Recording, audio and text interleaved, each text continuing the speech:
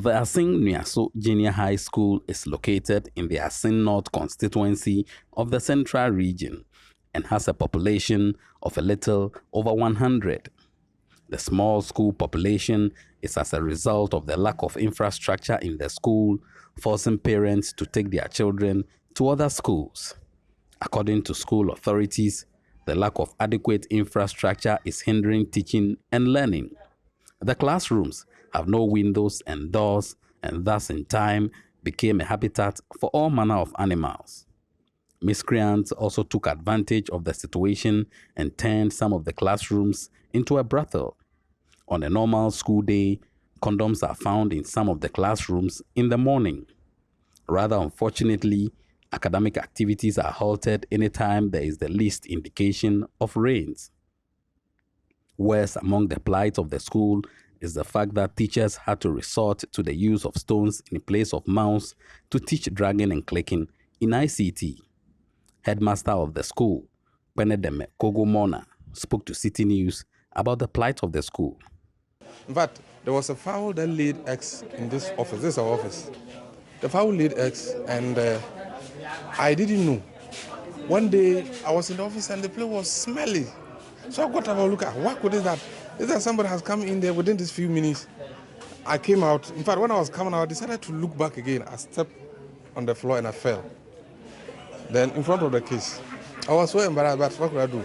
I went back, we removed everything so that a fowl had laid eggs and the eggs were rotten. You come every day, ghost feces, human feces sometimes, use condoms sometimes, they were all there. And so it was a big challenge for us. You go to a place and people are talking about school, you can't mention your school. It was so deplorable. So because of that, some of the parents don't want to bring their awards to the school. Those that don't have option, they come so reluctant. And so when you are in a class teaching, you see the child not happy. Definitely, learning doesn't come in. This one, as we said, is temporary. But it's been temporary for long, very long. So people were not bringing their awards to school here. They take them to Breku and other places. Now, everywhere, they use whiteboard, the markers. We don't have it.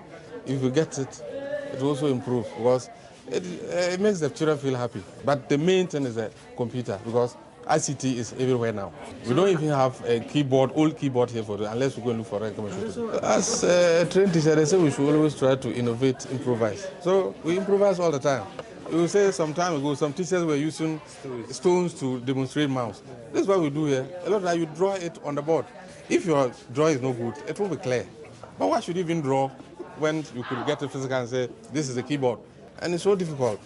So if you get at least 2-3 computers so that you can even connect it, just switch it on for them to see the icons and all those things. All these things, you have to look at, take a textbook and look at what an icon is. And sometimes the print is not very clear.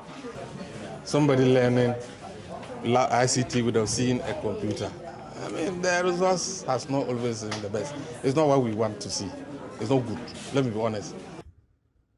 But the situation is bound to change as a benevolent citizen, Charles Edusi Poku Jr. and his Akosua Baako Foundation have risen to the occasion to give the school a facelift.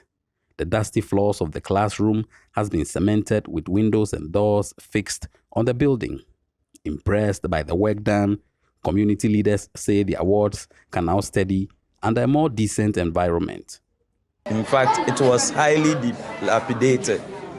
It was in a deplorable state. But if you look at what has been done today, in fact, it is very well admonished and very nice to see all leaders of the town. We are happy for what he has done for us, and we expect that additional support will come to the school and the community. Charles Opoku, director for the Akosua Baako Foundation, also spoke to Citi News about the rationale behind the gesture. Upon our visit, you could see that, yes, this school should be attended to as soon as possible. We went there for inspections and we quickly must come up with an intervention. What we did was that we needed to quickly put some funds somewhere and then come up with a plan to renovate the whole school. And as you saw today, and per the videos and the pictures there, you will see the state of the school now. It is where people must study. Individuals must see where they were born. They must see where they are coming from. Okay.